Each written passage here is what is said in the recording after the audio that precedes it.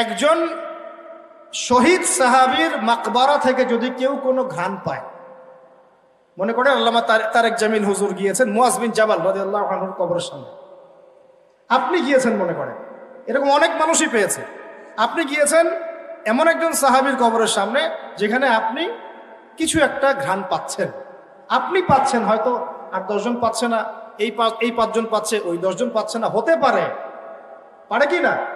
আল্লাহ পাকের কুদরত কারিশমা নাই? যে পাচ্ছে বলেই যে সে জান্নাতি, এমনও তো না। ব্যাপারটা কি এমন না? ইমাম বুখারী রাহিমাহুল্লাহ ইন্তেকাল করেছেন, যখন তাকে দাফন করার পরে এত সুঘ্রাণ ছড়িয়েছে, মানুষ মাটি হাতে করে নিয়ে বাসায় আসতো, মিশকাম্বরের ঘ্রাণ বেরোচ্ছে কবর থেকে। এখনো বাংলাদেশেও বহু মানুষকে দেখা যায় যে 10 বছর আগে ইন্তেকাল করেছেন, এখনো লাশ অক্ষত আছে। এটা কি মিথ্যা কথা? এই কারিশমাগুলো নাই? তো মনে করেন একজন পেয়েছে, তো সে তার আবেগটা কিভাবে প্রকাশ করবে? সে কি বলবে যে আমি জাহান্নামের ঘ্রাণ পাচ্ছি? কি বলতে পারে? শব্দটা কি প্রয়োগ করতে পারে? ওরে বাপরে বাপ, এটা নিয়ে যে শুরু করলো এক শ্রেণীর লামাজাবি, বেশিরভাগই লামাজাবি ছিল তারা মাযহাব মানে না, বাট শায়েখ মানে অবশ্য। এটা আবার একটা পয়েন্ট আছে, কোনো মাযহাবই মানি না, আমি কোনো মাযহাবই মানি না, কিন্তু আমার শায়েখকে মানি, আমার শায়েখ যা বলবে তাই। আমার কথা রাগ করছেন? রাগ করেন না, এটা ভুল পথ, এটা একটা ভুল পথ। আপনি যদি মাযহাব না মানেন তাহলে আপনাকে মুজতাহিদ হতে হবে। একজন মুজতাহিদ, যার মাযহাব মানার দরকার নাই, সে কোরআন সুন্নাহ সব জ্ঞান জানে, আপনার তো মাযহাব মানার দরকারই নাই, আপনি তো মুজতাহিদ নিজেই।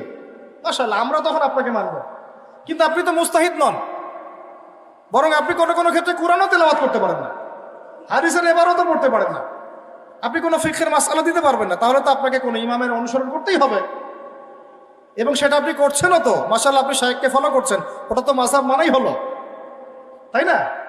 আদতে যা হয়েছে, 4 মাযহাবকে বাদ দিয়ে নতুন একটা মাযহাব চালু করলেন, আদতে কিন্তু এটা হলো। প্রতিষ্ঠিত মাযহাবগুলোকে বাদ দিয়ে নতুন একটা মাযহাব চালু করলেন, মাযহাবে জাকারিয়া, মাযহাবে রাজ্জাকিয়া, এরকম কিছু মাযহাব চালু করলেন, নতুন নতুন মাযহাব। এর বাইরে আপনি যাবেন না। উনি যদি বলেন তালেবান খারাজি, আপনিও বলবেন তালেবান খারাজি। উনি যদি বলেন অমুক আদনানী গোষ্ঠী, আপনিও বলবেন সে আদনানী গোষ্ঠী। তাহলে আপনি তো আপনার শায়েখের মুকাল্লিদ, আপনি কি যাচাই করতে পারেন আসলেই কারা খারাজি, কারা সেই? আদতে লা মাযহাবি বলে কোনো শব্দ নাই, আমরা সবাই কোনো না কোনো মাযহাব ফলো করি।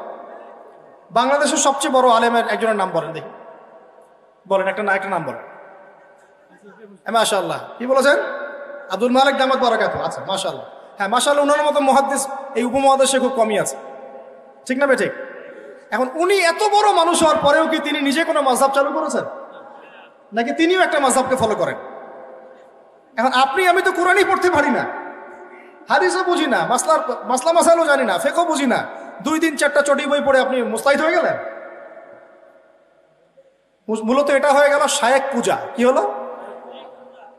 আপনি কোনো শায়েখকে ফলো করেন, আমি আপনাকে দোষ দিচ্ছি না, নেগেটিভ বলছি না, কিন্তু আপনাকে লিবারেল থাকতে হবে, ওপেন মাইন্ডেড হতে হবে। এমন না যে সে যদি ভুল বলে সেটাই মেনে নেবেন। এখন মূল কথাটা আসেন, এই যে শুরু করলো ঘ্রাণ, জান্নাতের ঘ্রাণ পেয়েছে। আরে বাপরে বাপ, জান্নাতের ঘ্রাণ দুনিয়া থেকে পাওয়া যায় না, এই সেই। তখন মনে হচ্ছিল যে আল্লাহ, এই মিডিয়াগুলোর চাইতে আমাদের বড় শত্রু মনে আর কেউ নাই।